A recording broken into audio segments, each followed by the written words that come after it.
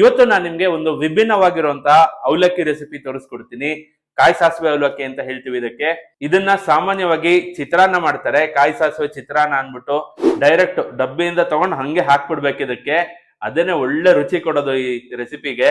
ಮಿಕ್ಸಿನಲ್ಲಿ ತರಿಯಾಗಿ ರುಬ್ಕೊಂಡ್ ಬಂದಿದ್ದೀನಿ. ಸಾಸಿವೆಗಿಂತ ಜೀರಿಗೆ ಸ್ವಲ್ಪ ಮುಂದೆ ಇರಬೇಕು. ನಾವು ರುಬ್ಬಿಟ್ಕೊಂಡಿದ್ವಲ್ಲ ಮಸಾಲೆ, ಅದನ್ನ ಹಾಕೊಳ್ಳೋಣ.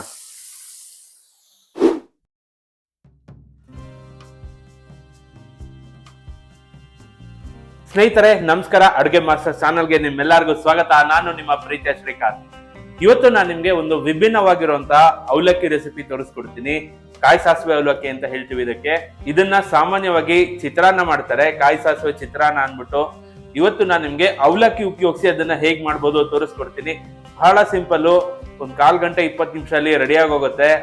ಬೆಳಗಿನ ಬ್ರೇಕ್ಫಾಸ್ಟ್ಗೆ ಈ ತರ ಒಂದು ರುಚಿಕರವಾಗಿರುವಂತಹ ಕಾಯಿ ಸಾಸಿವೆ ಅವಲಕ್ಕಿ ಮಾಡ್ಕೊಂಡ್ಬಿಟ್ರೆ ಸೂಪರ್ ಆಗಿರುತ್ತೆ ಅವತ್ತಿನ ದಿನ ಎಲ್ಲ. ಸೊ ಬನ್ನಿ ಶುರು ಮಾಡೋಣ ಕಾಯಿ ಸಾಸಿವೆ ಅವಲಕ್ಕಿ ಮಾಡೋ ರೆಸಿಪಿನ. ಮನಸ್ಸು ಮುಟ್ಟುವಂತಹ ಪ್ರಸಾದದ ರುಚಿ ಈಗ ಪ್ರತಿದಿನ ನಿಮ್ಮ ತಟ್ಟೆಯಲ್ಲಿ. ಸತ್ವ ಪುಳಿಯೋಗರೆ ಗೊಜ್ಜು ಈಗಲೇ ಆರ್ಡರ್ ಮಾಡಿ. ಮೊದಲಿಗೆ ಒಂದು ಮಸಾಲೆ ರುಬ್ಕೋಬೇಕು. ಅದಕ್ಕೆ ಒಂದು ಮಿಕ್ಸಿ ಜಾರ್ ತಗೊಂಡಿದ್ದೀನಿ. ಆ ಮಿಕ್ಸಿ ಜಾರ್ಗೆ ಅರ್ಧ ಹೋಳು ಕಾಯಿ ತುರಿನ ತುರಿದಿಟ್ಕೊಂಡಿದ್ದೀನಿ. ಅದನ್ನ ಹಾಕೋತಾ ಇದ್ದೀನಿ. ನಾವು ಮಾಡ್ತಾ ಇರೋದು ಕಾಯಿ ಸಾಸಿವೆ ಚಿತ್ರಾನ್ನ ಅಲ್ವಾ, ಹಾಗಾಗಿ ಅರ್ಧ ಹೋಳು ಕಾಯಿ ತುರಿಗೆ 1 ಸ್ಪೂನ್ ಆಗೋಷ್ಟು ಸಾಸಿವೆ ಹಾಕೋತಾ ಇದ್ದೀನಿ. ಸಾಸಿವೆ ರೋಸ್ಟ್ ಮಾಡಿರಬಾರ್ದು, ಡೈರೆಕ್ಟ್ ಡಬ್ಬಿಯಿಂದ ತಗೊಂಡು ಹಂಗೆ ಹಾಕ್ಬಿಡ್ಬೇಕು ಇದಕ್ಕೆ. ಅದೇನೆ ಒಳ್ಳೆ ರುಚಿ ಕೊಡೋದು ಈ ರೆಸಿಪಿಗೆ. 1 ಸ್ಪೂನ್ ಆಗೋಷ್ಟು ಜೀರಿಗೆ ಹಾಕೋತಾ ಇದ್ದೀನಿ. ಖಾರಕ್ಕೆ ಒಂದು 7-8 ಮೆಣಸಿನ್ಕಾಯಿ ಹಾಕೊಂಡಿದ್ದೀನಿ. 1 ಹಿಡಿ ಆಗೋಷ್ಟು ಕೊತ್ತಂಬರಿ ಸೊಪ್ಪು ಹಾಕೋತಾ ಇದ್ದೀನಿ. 1-2 ತುಂಡು ಬೆಲ್ಲ ಹಾಕೊಂಡಿದ್ದೀನಿ. ಫ್ಲೇವರ್ಗೋಸ್ಕರ ಸ್ವಲ್ಪ ಕರ್ಬೇವಿನ ಸೊಪ್ಪು ಕೂಡ ಹಾಕೊಂಡಿದ್ದೀನಿ. ಘಮಕ್ಕೆ ಸ್ವಲ್ಪ ಹಿಂಗ್ ಹಾಕೋತಾ ಇದ್ದೀನಿ. ಈಗ ಇದಕ್ಕೆ ಸ್ವಲ್ಪ ನೀರು ಸೇರಿಸ್ಕೋಬೇಕು. ಸ್ವಲ್ಪ ನೀರು ಸೇರಿಸ್ಕೊಂಡು ತರಿಯಾಗಿ ಇದನ್ನ ರುಬ್ಕೋಬೇಕು. ಸ್ನೇಹಿತರೆ ನೋಡ್ಬೋದು, ಮಿಕ್ಸಿನಲ್ಲಿ ತರಿಯಾಗಿ ರುಬ್ಕೊಂಡ್ ಬಂದಿದ್ದೀನಿ. ಸ್ವಲ್ಪ ತರಿ ಇದ್ರೆ ತುಂಬಾ ಚೆನ್ನಾಗಿರುತ್ತೆ. ಈಗ ಇದನ್ನ ಪಕ್ಕಕ್ಕೆ ಇಟ್ಕೊಳ್ಳೋಣ. ನಾವು ಮಾಡ್ತಿರೋಂತ ಒಂದು ಸ್ಪೆಷಲ್ ಅವಲಕ್ಕಿಗೆ ಒಂದು ಸ್ಪೆಷಲ್ ಒಗ್ಗರಣೆ ಹಾಕ್ಬಿಟ್ರೆ ಕಾಯಿ ಸಾಸಿವೆ ಅವಲಕ್ಕಿ ರೆಡಿ ಆಗ್ಬಿಡುತ್ತೆ. ಸೊ ಒಗ್ಗರಣೆ ಹೇಗ್ ಮಾಡೋದು ಬನ್ನಿ ನೋಡೋಣ. ಸ್ನೇಹಿತರೆ ಒಗ್ಗರಣೆ ಮಾಡೋದಕ್ಕೆ ಒಂದು ಬಾಣಲೆ ತಗೊಂಡಿದ್ದೀನಿ. ದೇವ್ರನ್ನ ಸ್ಮರಿಸ್ಕೊಳ್ತಾ ಒಲೆ ಅಂಟಿಸಿದ್ದೀನಿ. ಮೊದಲಿಗೆ ಎಣ್ಣೆ ಹಾಕೊಳ್ಳೋಣ. ನಾನಿಲ್ಲಿ ಸತ್ವ ಫುಡ್ಸ್ ಅಂಡ್ ಬೆವರೇಜಸ್ ಅವರ ಕೋಲ್ಡ್ ಪ್ರೆಸ್ ಕಡಲೆಕಾಯಿ ಎಣ್ಣೆ ಉಪಯೋಗಿಸ್ತಾ ಇದ್ದೀನಿ. ಒಂದು 3-4 ಚಮಚ ಆಗೋಷ್ಟು ಎಣ್ಣೆ ಹಾಕೊಳ್ಳೋಣ. ನೈಸರ್ಗಿಕ, ರುಚಿಕರ ಹಾಗೂ ಶುದ್ಧ ಆರೋಗ್ಯಕರ ಎಣ್ಣೆಗಾಗಿ ಬಳಸಿ ಸತ್ವ ಕೋಲ್ಡ್ ಪ್ರೆಸ್ ಆಯಿಲ್ಸ್. ಈಗಲೇ ಆರ್ಡರ್ ಮಾಡಿ. ಸ್ನೇಹಿತರೆ ಎಣ್ಣೆ ಕಾಯ್ತಾ ಇದೆ. ಇದಕ್ಕೆ 1 ಸ್ಪೂನ್ ಅಷ್ಟು ಸಾಸಿವೆ ಹಾಕೋತಾ ಇದ್ದೀನಿ. ಸಾಸಿವೆ ಚೂರು ಸಿಡಿಲಿ. ಸಾಸಿವೆ ಸಿಡಿತಾ ಇದೆ. ಇದಕ್ಕೆ 1.5 ಸ್ಪೂನ್ ಅಷ್ಟು ಜೀರಿಗೆ ಹಾಕೋತಾ ಇದ್ದೀನಿ. ಕಾಯಿ ಸಾಸಿವೆ ಚಿತ್ರಾನ್ನ ಆಗ್ಲಿ ಅವಲಕ್ಕಿ ಮಾಡುವಾಗ ಒಗ್ಗರಣೆಗೆ ಸಾಸಿವೆಗಿಂತ ಜೀರಿಗೆ ಸ್ವಲ್ಪ ಮುಂದೆ ಇರಬೇಕು. ಹಾಗಾಗಿ ಸಾಸಿವೆ 1 ಸ್ಪೂನ್ ತಗೊಂಡಿದ್ದೀನಿ. ಜೀರಿಗೆ 1.5 ಸ್ಪೂನ್ ತಗೊಂಡಿದ್ದೀನಿ. ಒಂಚೂರು ಕರಿಬೇವು ಹಾಕಿದ್ದೀನಿ. ಒಂದು 4-5 ಗುಂಟೂರು ಮೆಣಸಿನ್ಕಾಯಿ ಹಾಕೊಂಡಿದ್ದೀನಿ.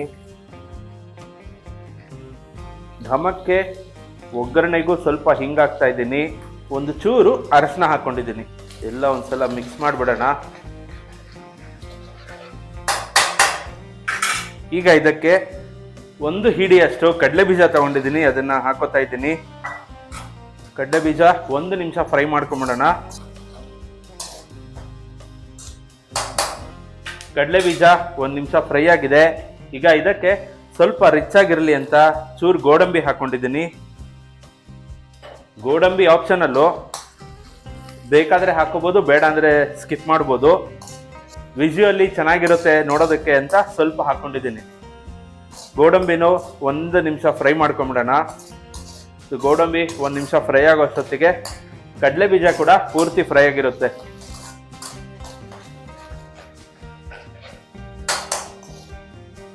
ನೋಡಿ, ಗೋಡಂಬಿ ಸ್ವಲ್ಪ ಕಲರ್ ಚೇಂಜ್ ಆಯ್ತು.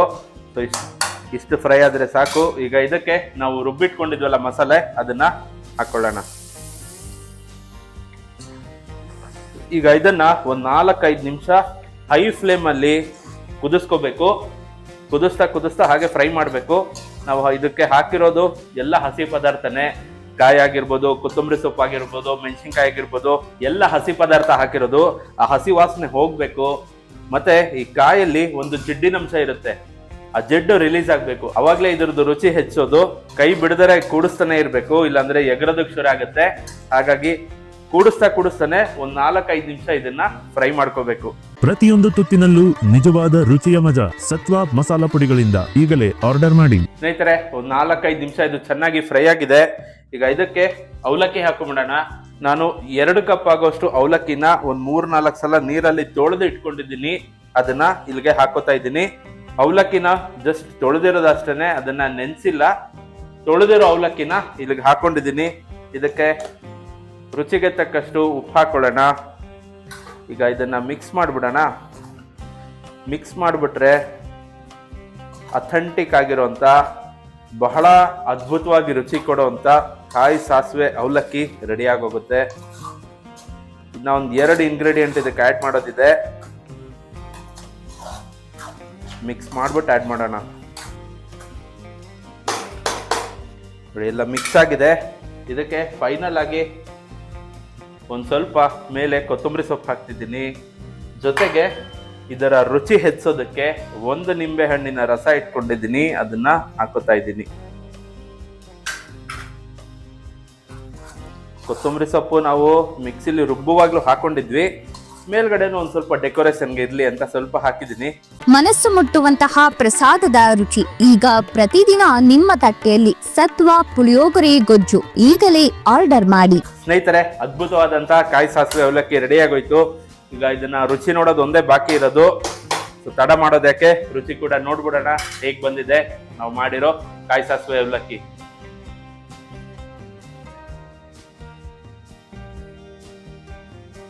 ಸ್ನೇಹಿತರೆ, ಕಾಯಿ ಸಾಸಿವೆ ಅವಲಕ್ಕಿ ನಮ್ಮ ಕಡೆ ಇದನ್ನ ಚಿತ್ರಾನ್ನಲ್ಲಿ ಮಾಡ್ತೀವಿ ಜಾಸ್ತಿ. ಹಬ್ಬಗಳು, ಸಂಕ್ರಾಂತಿ ಆಗಿರ್ಬೋದು, ಯುಗಾದಿ ಆಗಿರ್ಬೋದು, ಈ ತರ ಸ್ಪೆಷಲ್ ಆಗಿರುವಂತ ಚಿತ್ರಾನ್ನ ಮಾಡಿದ್ರೆ ಹಬ್ಬದ ಅಡುಗೆಗೆ ತುಂಬಾ ಚೆನ್ನಾಗಿರುತ್ತೆ. ಮನೆಗಳಲ್ಲಿ ಯಾರು ರಾತ್ರಿ ಹೊತ್ತು ಅನ್ನ ತಿನ್ನಲ್ಲ, ಇಲ್ಲ ಒಪ್ಪತ್ತು ತಿಂತಾರಲ್ಲ, ಅಂತವ್ರು ಈ ತರ ಅವಲಕ್ಕಿ ಮಾಡ್ಕೊಂಡು ತಿನ್ನಿ, ತುಂಬಾ ಚೆನ್ನಾಗಿರುತ್ತೆ ರುಚಿ ಇದರದು. ಸೊ ಈಗ ರುಚಿ ನಾನು ಕೂಡ ಒಂದ್ಸಲ ನೋಡ್ಬಿಡ್ತೀನಿ.